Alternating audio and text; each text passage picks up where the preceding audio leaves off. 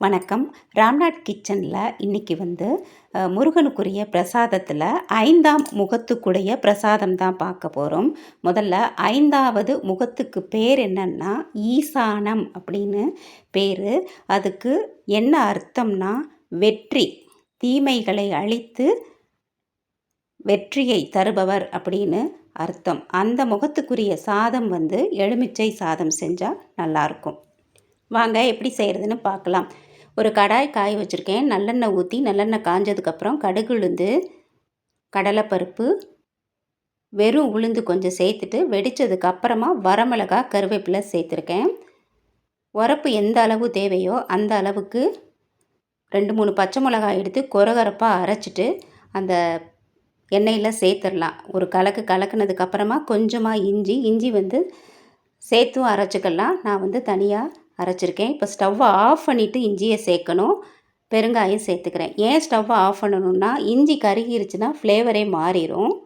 இப்போது இது எல்லாத்தையும் வதக்கி விட்டுட்டு கொஞ்சமாக எலுமிச்சம்பழம் ஒரு 1 1/2 சாதத்துக்கு ஏற்ற மாதிரி எடுத்துகிட்டு மஞ்சப்பொடியும் எலுமிச்சம்பழம் நான் சேர்க்கும்போது வீடியோ எடுக்கலை. இப்போ எல்லாத்தையும் நான் ஊற்றிட்டு எல்லாத்தையும் கலந்து விட்டுட்டு சாதத்தை கலந்துடலாம். உப்பு நான் இன்றைக்கி 2 பவுல் தான் எடுத்திருக்கேன்.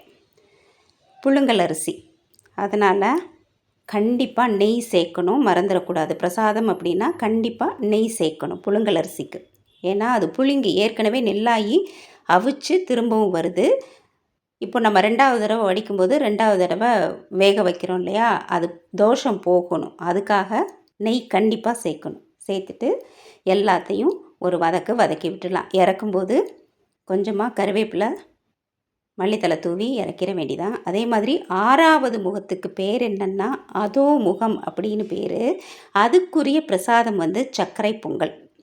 அந்த முகத்துக்கு அர்த்தம் என்ன அப்படின்னா கருணை நிறைந்த முகம், 6வது முகம். ஏன்னா பார்வதி தேவியால் ஒருங்கிணைக்கப்பட்ட முகம். தெய்வானையை மனம் புரிய வந்த முகம். அதனால் 6வது முகத்துக்கு சர்க்கரை பொங்கல் வச்சா விசேஷம்.